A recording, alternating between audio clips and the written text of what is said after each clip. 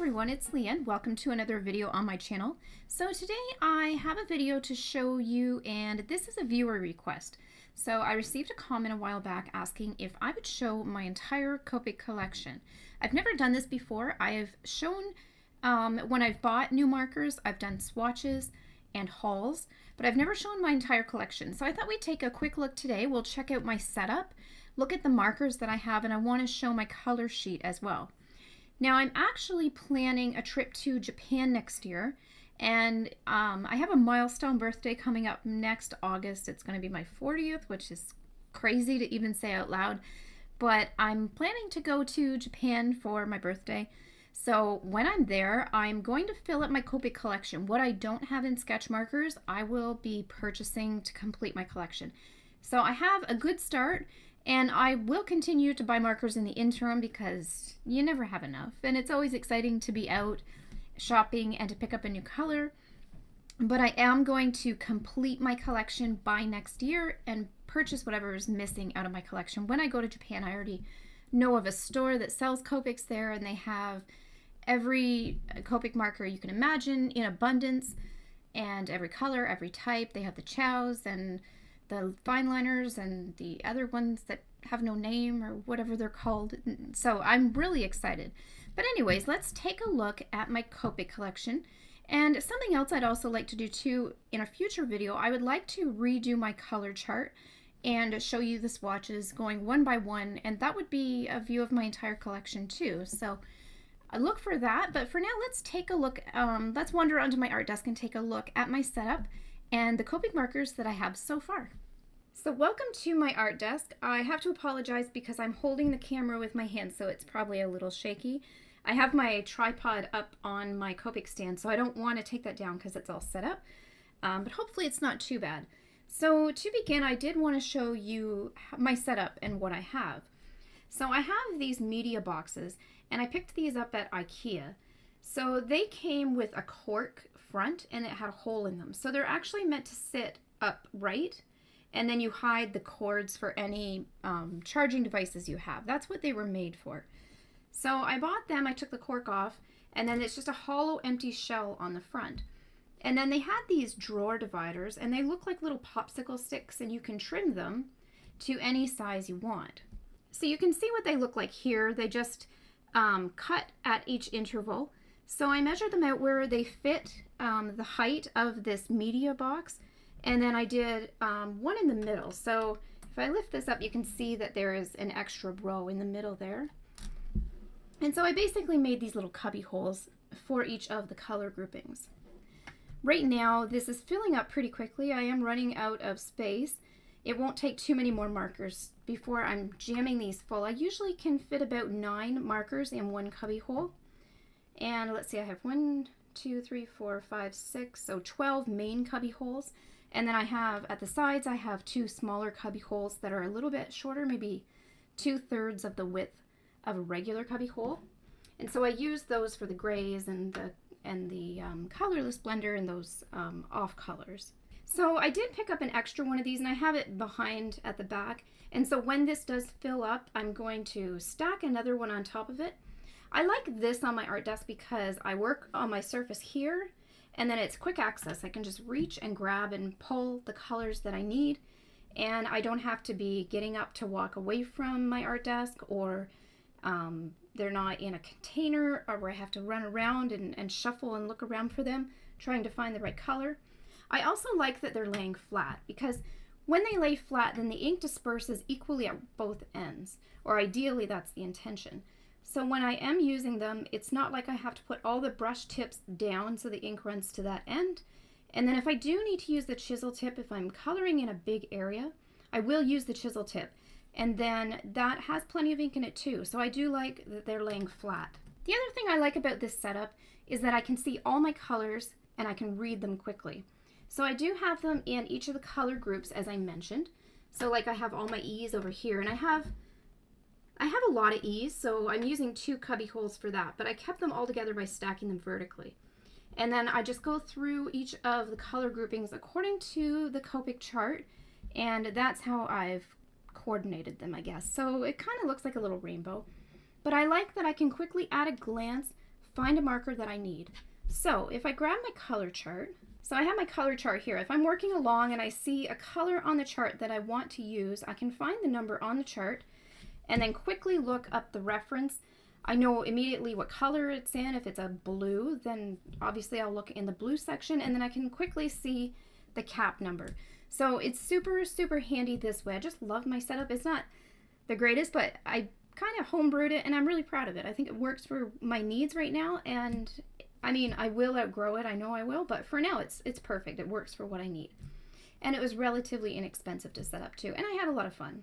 So this is my Copic collection. Now I want to go through and show you each of my categorizations individually, just to give you an overview of what I have. So we'll take a look at each of the color families next. So we'll start at the end. I have my warm and cool grays over here.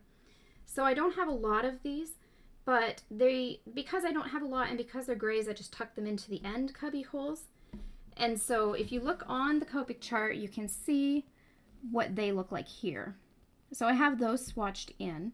And then for my neutral grays, I have those over at the other end, and they're sitting in the bottom cubby hole. And then I have my Colorless Blender and my black, which I don't think I've ever used in my life. I bought this color and I thought, hey, it's black. It's probably a hard one to find, and I've never used it. I've seen it once at Michael's, and I bought it, and I've never seen it since, and I never use it.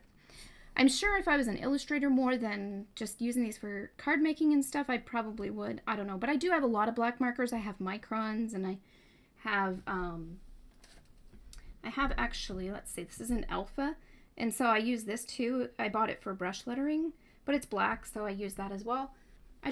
Yeah, I probably didn't need this one. I bought it because I didn't have it. So then we'll start back over here, and these are the E colors.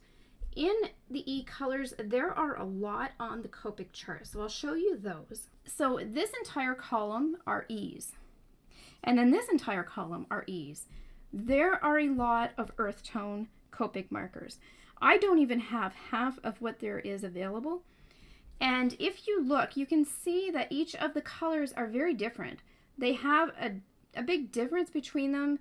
You wouldn't think there'd be that many shades of brown, but there is, and it's crazy. So I mean, I do use a lot of these colors as it is, and probably don't even have to touch the surface of what I probably could have for these. So I know that these cubby holes will fill up, and I'll outgrow them for sure. But I do have a lot to start, which is great. I did also buy the skin tone set, and that was, I think, 5 E colors, and so that helped grow this collection too. So next I paired my greens and my yellows together because they were both Ys. So I have just the Ys down here and then the YGs up here. And for my Ys, I am full. So my cubbies hold 9 markers each, and there's 9 in here. So I'm completely filled here. If I get any more, then I'll have to move these guys over to a different one and make space and put them up here. But I do have, let's see, 4, 5, 6, 7, 8, 9. So I do have 9 in here. They're just sitting a little weird, probably because they're all weighted to the bottom. But I could fit probably a couple more in there. And so I'll show you on the color chart what these colors look like that I have. So you can see the Ys and the YGs. You can see those swatched out. Now the Y17 and Y19 look very similar, and I use those sort of interchangeably. It's kind of which one is closest, or which one do I see first. That's what I use. And Y28 is actually one of my favorite colors. That's Lionette Gold, so that's this one here. And I just love using that as a shadow color, or it can blend with other colors. It's not very yellow, but it has yellow undertones, and I just love it. It works really well. It's really versatile, so I really like that color. And then let me see, YG95, which is down here. This was the very first Copic marker I ever bought. Now, if you watch my Copic Beginner series, I do talk about the BGs being my first, and they were the first pairing I bought. But this YG95 Pale Olive was the very first Copic marker I ever bought. And so this was at my local craft store, which has since closed, my local art store actually, and I miss it terribly, but they had these on clearance, and I think I paid like $2.50 for this marker. And at the time I was looking for markers to do brush lettering, and so I picked up this one because it was really nice, and that's how I fell in love with Copic markers. Now the tip is messed up totally. You can see how it's got a little frayed edge at on the tip, and so it needs to be replaced.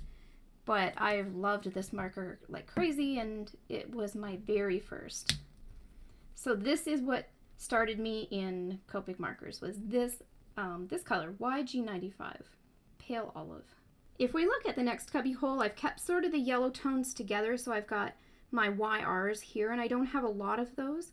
And YRs are yellow reds, which is basically orange, but those are really different between the colors. The ones that I have are vastly different, and so I still feel like I don't have enough. Like, I can see that I don't have a lot, but I feel like I don't have a very good range of oranges. So if we look at the Copic chart, so I have these swatched up here, and they can be different tones. Like, it's hard to blend these. The two darker colors, the two lighter colors are good, and then this one helps, but I usually have to do a tip to tip method, touching a lighter tip to a darker tip to bring in a middle tone to blend these, because it's such a range, and I don't have a nice blending set of those quite yet. I do need to work on this row for sure. And then the next cubby hole underneath it, which possibly could be my favorite on the planet, I think I could say this is my favorite, are the blue greens, the BGs. And I love BG10. Oh my goodness, this color is gorgeous. It is so beautiful. So I'll show that on the chart. So it is right here, BG10, and I love it so much. It's so pretty. And then the BG13 and 15 almost look the same. I can see a marginal difference, but again, those are interchangeable too, and I didn't realize when I bought them that they were so similar, or I probably wouldn't have. But the problem I find with this is I find that my BG10 and then BG13 and 15 are too different in color. So this is too light, these are too dark, and I don't have a good middle tone. So I've been trying to buy BG11, and they don't sell it at Michael's. I checked their storage bin, and they don't even have a spot for it. So I may have to order that one online. I'm actively looking for this one. But, and again, I don't have enough blue greens. Like, there's just not enough. I need more. And then if you get down here, BG70 is quite light too, but it's more like a powder color. It's not as saturated. If we take a look at the next cubby hole, I have my greens, my Gs, and then underneath that, I brought in the blues as well. So just trying to keep those color groupings together and sort of similar as much as possible. So I have quite a few blues, and that's another one where you can have a real big variance of colors. Even though they're just blue, there are a gajillion different shades and tones of blue. It's crazy. So I definitely don't have enough there. And then my greens as well. This is sort of one of the last groupings that I collected, and I really noticed around Christmas I didn't have any evergreen greens, and so I went out and I picked up pine tree green, and I think this is called Melankite, this one here, and that one was really good too. And then Spectrum Green was a nice in-between. So we'll look at the blues and the greens on the color chart here. So you can see the greens, and they're beautiful. You can see the evergreen is pretty dark. That pine, or the pine tree green, there it is the G29, and then the Melankite, the G16. That one's really pretty too. It's kind of a medium tone, but a darker medium, and I liked it's kind of an emerald, so it could lend itself either way on the chart with the other colors. And then over at the blues, you can see that I've got a good variance here. I love these powdery blues, so this would be B23 and B21, which are some of my favorites. I like the saturation of B24. I like that it has more punch in its color than B23 does. And then these ones up here, I think one is Tahitian Blue Bo4, which is really bright. And that one I have a hard time finding anything to blend with it. This one's too light.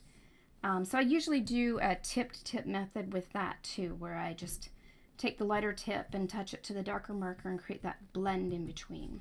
So moving on to the next row, or the next column in the cubby, I have my blue violets and then my red violets. So keeping the violets together, and then again pulling from the blues and moving over the color charts. So I have a good variance there. I'm pretty happy with my blue violets, and I do use these colors quite a bit too. And then the red violets are like pink, basically, the yummy pinks, I guess. So I really like these too. So let's take a look at those and we'll look at the swatches that I have. So this first column is the blue violets. And I love, like I have all of these together and I'm really excited about that. And there's a nice gradient between these together. So it starts sort of pinkish and then gets to a darker, richer purple. And then I have this one, and that's the ones that I have for the blue violets, which I love. I love these colors. And then moving over to the RVs, RV00 I use a lot, as well as RV10. These light colors are just worth their weight in gold. You cannot have enough light colors. They're so versatile. You can use them to tint. You can do a wash with them first of all, and then if you have an in-between color you don't have, or you're trying to blend a darker color, you can use it to do a tip-to-tip method. Because they're so light, they're just perfect, and they blend with other colors easily too because they're not too overpowering. So I love having these lighter colors. And this color here, RV04, is so bright. It is one of the brightest Copic markers I have, and I love to color with it, but it stands out like a beacon, so I have to be very careful where I choose to use this color. I did love using it on the fairies and their dresses, and especially for little girls' birthday cards or something like that. They're just so pretty. This color really stands out. And then if you look down this column of the different RVs that I have, they're quite different. They're not all similar. And in fact, these look more purple than pink, I guess. But these ones are really nice too. I do love these colors as well. So we're getting to the end of my cubby hole. Or my cubby holes for my Copic markers. So I have my violets over here and then my reds. And my violets are, again, some of my favorite. I don't have many of those, but I do get a lot of mileage out of the ones that I have. And then my reds here. So looking at the chart, these are the violets. I have just a handful, but again, I love that pink undertone that they have. And I have a nice handful of light, medium, and dark. So I can really color thoroughly with this grouping. I really love these. And then if we move over to the R's, this is the column of R's. So this is what I have. And you can see again that these colors are not similar. They're very different. In fact, I found it very challenging. Again, at Christmas, this is where I noticed holes in my collection because I was trying to color things that were like Santa Claus. And when you color red, you need a lighter red to put with that. Well, a lighter red is pink. So getting those colors but still getting that red look, it was really challenging to find the right reds to go and make that color that I needed. So I bought quite a few to try and make my collection a little more versatile. And I still feel like I need more reds because I don't feel like I have enough. And some of them are more of a pink tone or a peach tone. And I feel like I just need a few more. But I do love R29. It's a nice, deep, rich red, and it's got a little bit of brightness to it too. And that I enjoyed using at Christmas. And then R46 isn't as bright of a red, but it's a deep red. So using even these two colors together, you can create some nice highlights on a red fabric, for instance. And then these ones down here are very pink, but they're kind of a pale pink. And then at the end, of course, we have my Colorless Blender, my black, and my neutral grays, which I love my neutral grays. Those are probably my favorite. And then we have my little ghost. He's my little sidekick that I picked up at Michael's. I seen him Halloween last year, and he was like on clearance or something. I just thought he was so cute. So he sits on my desk and watches me work. So this is the look at my Copic collection. Actually, we didn't count the markers. I'm not sure if I mentioned that, but I did want to count. So let's quickly take a look and count how many I have.